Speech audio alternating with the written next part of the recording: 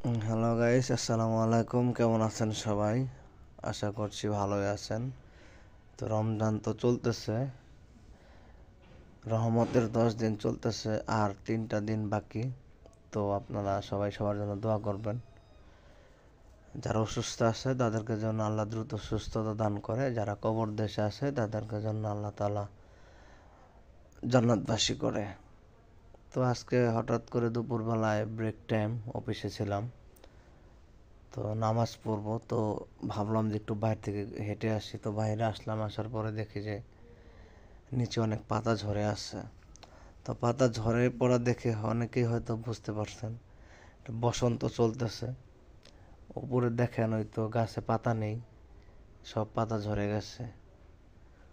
তো একদিন আমরাও এভাবে ঝরে যাব এই পৃথিবী থেকে, কেউ থাকবে না, কেউ চিরস্থায়ী নয়।